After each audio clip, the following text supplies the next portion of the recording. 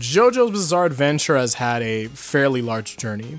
At this moment, we have 8 parts, 5 parts with stands. Now, over this time span, the abilities of the franchise have grown in so many ways. And since JoJolion is where we are in the evolution, I'd like to make a video on that here. I'm also doing it since I'm in between some large video projects and I gave Twitter the option to pick the part that I do in my next video. And that was JoJolion. Now, a common thing that I hear from, well, the fans of the earlier parts, specifically Star Wars Crusaders, is that stands aren't like how they used to be.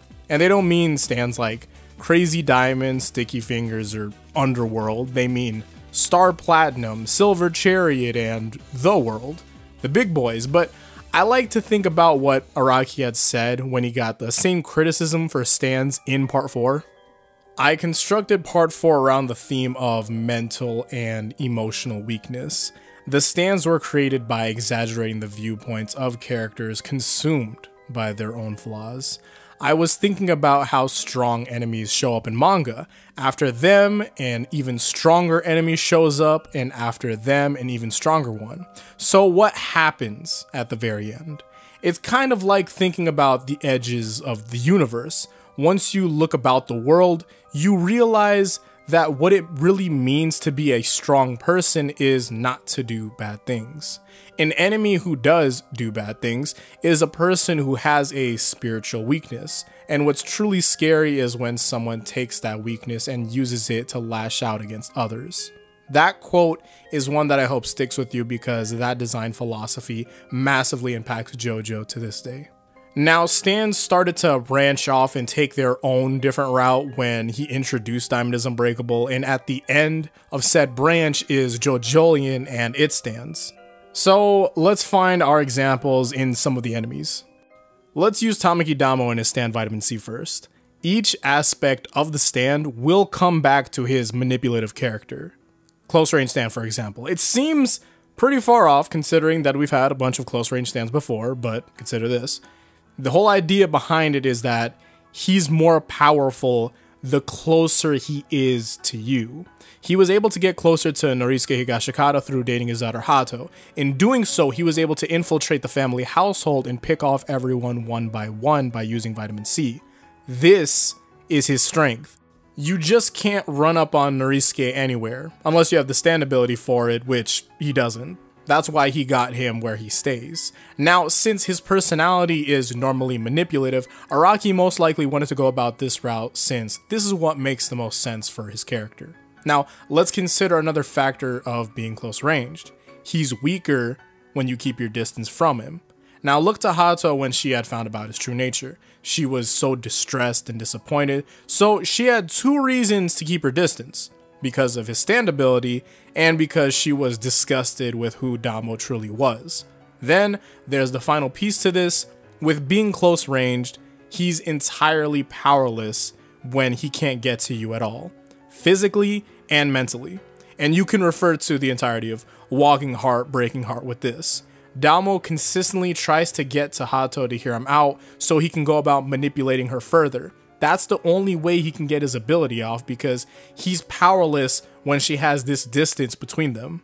But he can't because they are no longer close. That tie was severed. Now we can even look to how his stand gets functioning. Anyone who touches the fingerprints will be softened, right? It's a simple function and everyone got hit by it. Why? Because it's like Damo. It looks harmless up until its true power gets going. Damo, when introduced, was a man of very, very few words. He seemed quiet and reserved, and that stayed the same up until his plan got the gears running.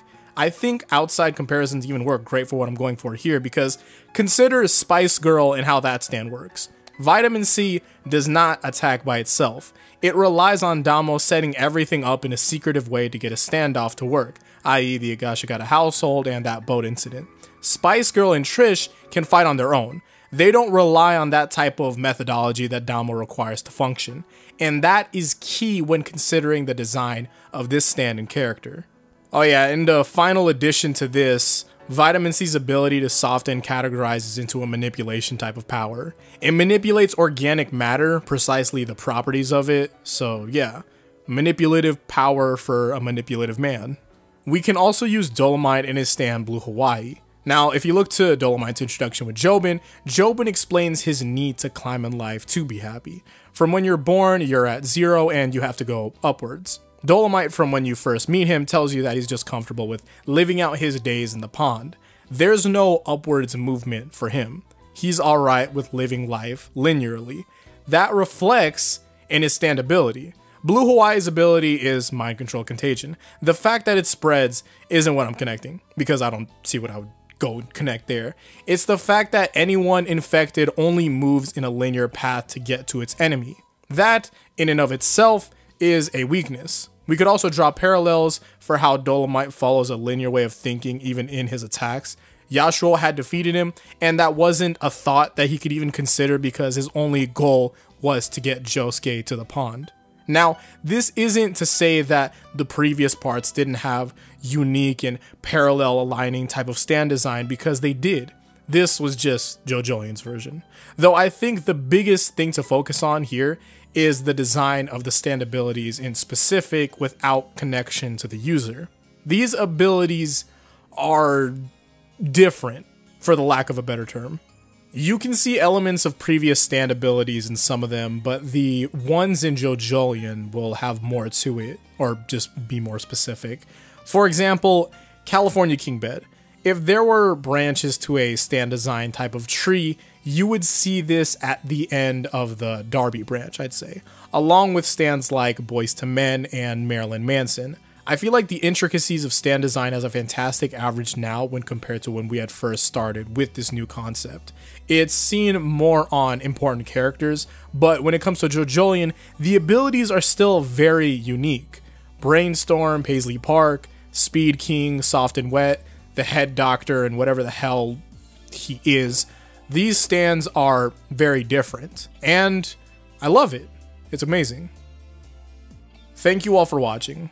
I want to cover some of the more general things and specific things in JoJolion too, like art direction and specific intricacies of Soft and Wet and stuff like that, but as for later notice, many people ask me why I don't do newer part videos often.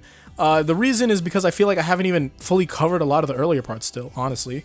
Like, if you look to a lot of my playlists for all of the parts of JoJo, ideally I would like to have 20 to 30 videos even in each playlist. But if you do want to see more videos on the later parts of JoJo, show the support for it and I'll deliver. Make sure that you like the video if you haven't already, if you actually did enjoy it. If you frequently watch my content, consider subscribing. I know how common that is, where it's just like, oh, let me go to the channel, but you just like don't remember to subscribe. It's alright. And if you click the bell, you stay notified for all of you mobile users out there. Alright, that's enough YouTuber talk. I have to, I have to be different these days, but that's how it goes. Thank you all again. Because out of all of the places you could have been, you were here with me watching the video, and that means a lot. So hopefully I'll see you all in the next one. Until then, peace out and Godspeed.